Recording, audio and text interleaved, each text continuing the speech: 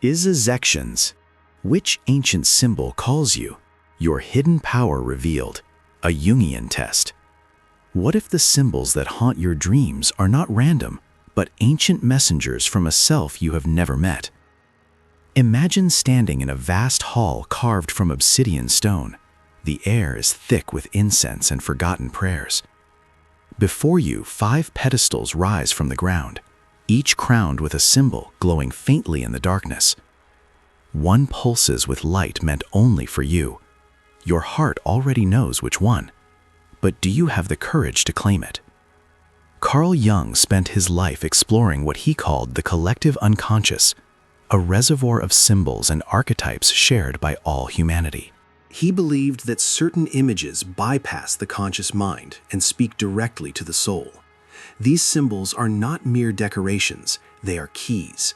Keys to powers you have suppressed, gifts you have denied, wounds you have hidden even from yourself. The symbol you choose today will reveal the force that has been shaping your life from the shadows. And by the end of this video, you will understand why you have been running from the very thing that could set you free. But why these symbols? Why now? Because deep in the architecture of your psyche, there is a door you have walked past 1,000 times without noticing. Today, that door opens. Jung called this process individuation, the journey of becoming whole by integrating the fragmented parts of the self. The symbol that draws you is not a reflection of who you are now. It is a map to who you were always meant to become. And there is one truth waiting at the end of this test. One revelation so precise that it will dismantle the single greatest obstacle standing between you and your power. So look at these 5 symbols. Do not think, do not analyze. Let your eyes fall where they must. Trust the pull. Trust the ache. Your unconscious mind is older and wiser than the voice in your head. It remembers lifetimes, ancestral wounds, the dreams you had before language. The symbol you choose is the one that has been choosing you all along. Now, let us begin. The first symbol is the spiral. Endless, hypnotic, carved in silver and turning inward like a galaxy collapsing into itself. If you chose the spiral, you are someone who has always felt the pull of the invisible.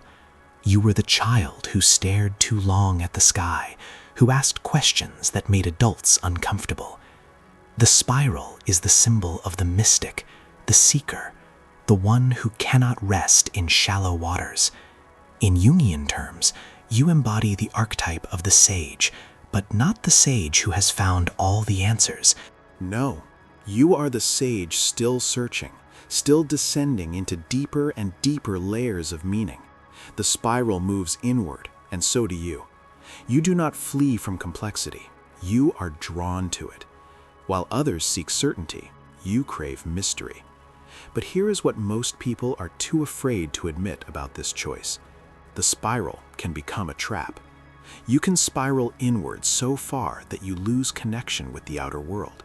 You can become so obsessed with understanding yourself that you forget to live. This is your shadow, the part of you that uses introspection as a shield against action, depth as an excuse for isolation. Psychologically, this choice often traces back to a childhood where you felt unseen or misunderstood. You learned early that the external world was unpredictable, even hostile. So you built an inner world, rich and vast, where you could be safe. But Jung warned that the journey inward must eventually lead back out. The spiral must complete its rotation. Your hidden power is your ability to see patterns no one else can see, to perceive the invisible threads connecting all things. But to wield that power, you must emerge. You must bring your insight into form, into language, into the world. Otherwise, you will remain a ghost haunting your own potential. And if you are already feeling the weight of that truth, stay with me, because the next symbol reveals something even more urgent about your future.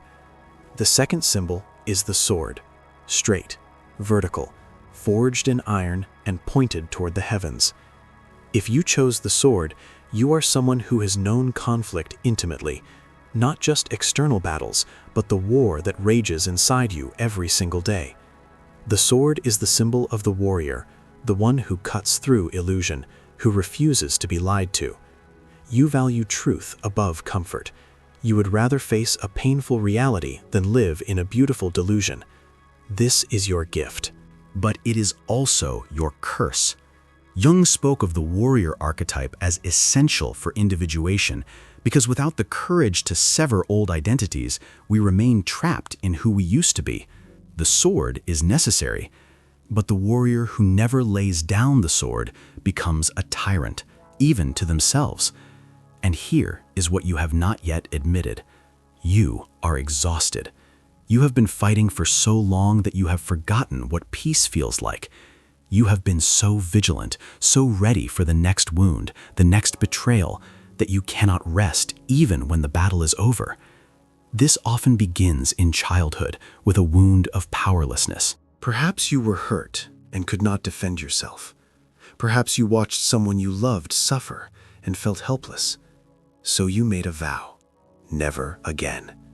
You became strong, you became sharp. But the child inside you is still clenched in a fist, still waiting for permission to soften. Your hidden power is your ability to make decisions others avoid, to act when others freeze, to stand in your truth no matter the cost. But here is the shadow. You have confused strength with rigidity. You have mistaken vulnerability for weakness. And until you learn that the strongest thing you can do is lay the sword down, you will keep cutting yourself on your own blade.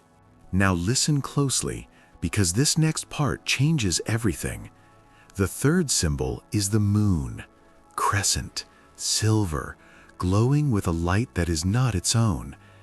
If you chose the moon, you are someone who lives between worlds. You are not fully here, not fully there. You are the dreamer, the intuitive, the one who feels too much and sees too much and knows things you cannot explain. The moon is the symbol of the mystic feminine, the receptive, the cyclical. In Jungian psychology, this aligns with the anima, the inner feminine force present in all people regardless of gender. You are guided by tides others cannot see. You sense the moods of rooms, the unspoken truths, the shifts in energy that others dismiss as imagination. But here is what most people are too afraid to admit about this choice. You are haunted. You absorb the emotions of others until you cannot tell which feelings are yours. You are so porous, so open, that the world floods into you and you drown. This is your shadow, the part of you that has confused empathy with self-erasure, sensitivity with lack of boundaries. You were likely the child who was told you were too sensitive, too emotional, too much. So you learned to apologize for your nature. You learned to dim your light to make others comfortable. Jung believed that the moon represents the unconscious, the realm of dreams and symbols, and the parts of ourselves we cannot speak in daylight. Your hidden power is your ability to navigate that realm, to bring back wisdom from the depths, to heal through presence rather than action.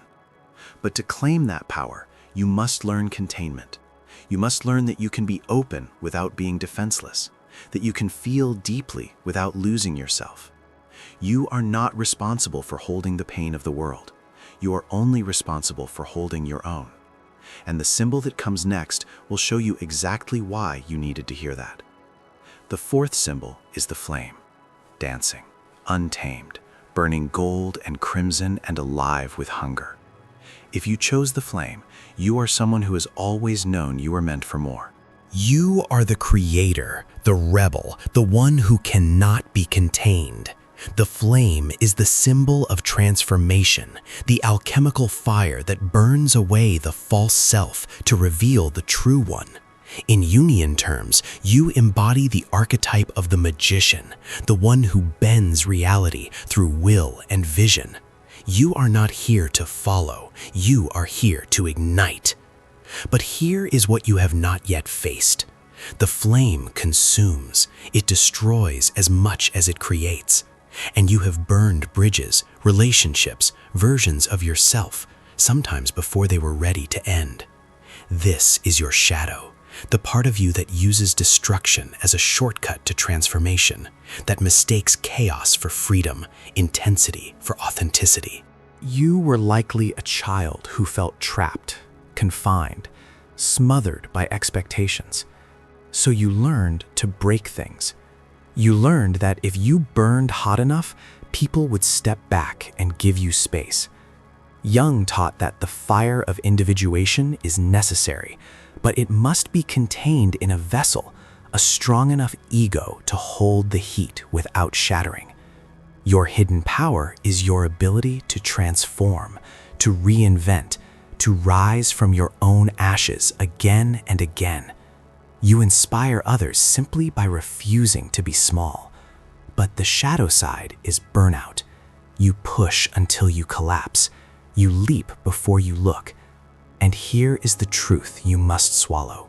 Izuzection, sustainable transformation, requires discipline. It requires rest. The flame that burns forever is the one that is tended. What to do next? The fifth symbol is the tree, rooted, ancient, branches reaching toward the sky while roots plunge into the earth. If you chose the tree, you are someone who has always felt the weight of responsibility. You are the one people lean on, the steady one, the wise one. The tree is the symbol of the axis mundi, the world tree that connects heaven and earth, conscious and unconscious, spirit and matter. In Jungian psychology, this is the self, the center of the psyche where all opposites unite. You are here to hold space, to provide shelter, to be the ground others can trust. But here is what most people are too afraid to admit about this choice. You are tired of holding everyone else up. You are tired of being strong. You are tired of being the one who never falls apart, because if you do, everything collapses. This is your shadow, the part of you that has confused service with self-sacrifice, strength with silence. You were likely the child who had to grow up too fast, who became the caretaker, the peacemaker, the one who held the family together while your own needs went unmet. Jung spoke of the tree as a symbol of individuation because it grows slowly, patiently, integrating sky and earth, light and dark. Your hidden power is your ability to endure, to weather storms, to provide stability in a world that constantly shifts. You are a sanctuary. But the shadow is martyrdom. You give until you are hollow. You root yourself so deeply in others that you forget you are also allowed to grow. And here is the truth. The tree that refuses to shed its leaves in winter dies. You must learn to let go. You must learn that rest is not abandonment, that your worth is not measured by how much you carry. Izuzection. Your vision will become clear only when you can look into your own heart. Carl Jung spoke those words not as a distant philosopher, but as a man who had walked through his own darkness and returned with a map. Every symbol you saw today is not separate.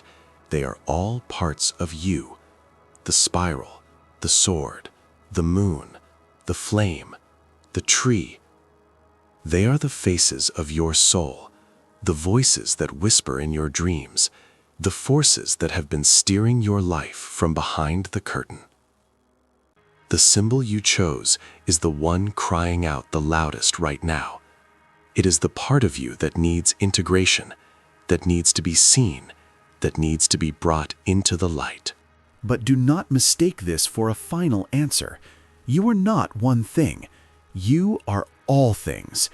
The journey of becoming whole is not about picking a side. It is about learning to hold all of your contradictions, all of your powers, all of your wounds, and say, yes, this is me, all of it, the light and the dark, the sacred and the broken. So I ask you now, in the comments below, tell me which symbol called to you. Tell me what it revealed. Tell me what you have been afraid to face. Because the moment you speak it, the moment you name it, you take back the power it has been holding over you. You are not alone in this. Every person who watches this video is walking the same spiral, fighting the same battle, tending the same flame. We are all branches of the same tree, all reflections of the same moon. And the work of becoming whole is the most courageous thing a human being can do. Thank you for trusting me with your time, with your attention, with the quiet ache in your chest that brought you here. Now go. Go and claim the power that has been waiting for you in the shadows. It has always been yours.